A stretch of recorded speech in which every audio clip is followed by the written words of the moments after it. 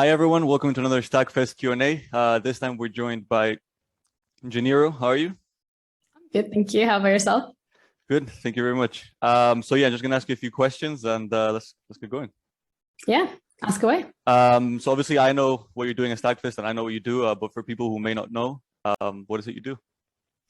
So I'm Giniro and I'm a content creator for London Esports. I mainly focus on my streams on Twitch and I do the occasional TikTok that is related to gaming, not cringe content, I promise. And how long have you been streaming or doing content for? So about a year and a half right now. Kind of started in February, like after lockdown. I was like, what do I do? Seems interesting. So here we are. Yeah, and obviously now that you're part of the esports or wider video gaming communities, what do you see yourself and within the industry? What do you think your role is going to be? So within the industry, I really focus on making Twitter videos, especially recap videos. So back when there was the UKLC, the Tilia Masters, that is kind of what I specialized in. So definitely looking into making more Twitter videos and focusing on hosting, that would be incredible. And where do you see yourself in the next 5 years? It feels like a job interview question. Where I see myself in the next 5 years, that's actually a really good question. Hopefully I would be working full-time in esports. That would actually be a dream come true. And I think a lot of people could relate to that. Yeah, that's really all I got. Sorry about that. It is hard to plan for the next 5 years, I could imagine. Yeah. And obviously you're part of the industry. And what do you think are some topics that like the wider community hasn't really dealt with and that there needs to be more discussion around? I would love to see more discussions about women in esports specifically. Speaking to women within the scene themselves, everyone has had some issues, unfortunately. So it would be amazing if we could address those issues and just open a conversation. It's not about calling people out, it's more about having the discussion and just raising the awareness for that topic. And I think it's also a good moment to point out that we're going to be having some panelists from women in esports at StackFest. So hopefully, obviously, it's a topic that is going to be talked about and more generally, we're going to be talking about. But yeah, I fully agree. And what is someone that you looked up to during streaming?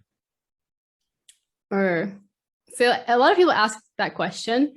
I don't think it's like one specific person. It's more like so when you're looking at smaller creators specifically, the fact that they just keep waking up every day and just producing that content, regardless of the fact that they would probably be making below minimum wage. And you could just tell that they put so much passion and time and effort into their content, and they're just like chasing that dream, And I think that's definitely something that keeps me motivated and like inspires me to also just keep going myself. Yeah, I feel like a lot of viewers or people in general just watch Twitch, just any content creation, don't really like imagine how much work is behind the scenes and how much work these people put in, and just to get started, like everyone starts from zero. So yeah, and honestly it's great to see more people thriving and the community just getting bigger and more people coming along. It's just really good. And do you have any advice for people who want to get started in streaming or just content creation in general? Press the go live button. I know that's like super obvious, but a lot of people out there, they're like, oh, I want to start streaming, what do I do?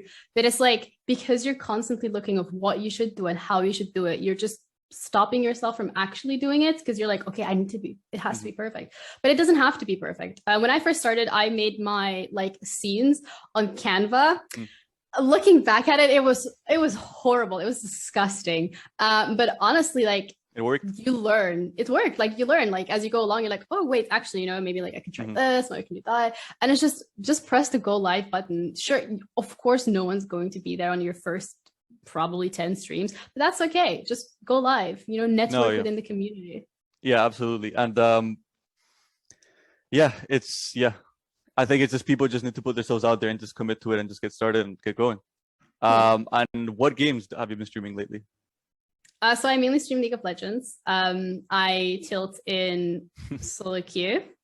As everyone does. D4, as everybody does. And I've been doing some Valorant here and there, but it's like my first FPS game, so I'm not the best at it. So it's more like a shit show of me running it down. Yeah, I can fully relate to not being good at FPS.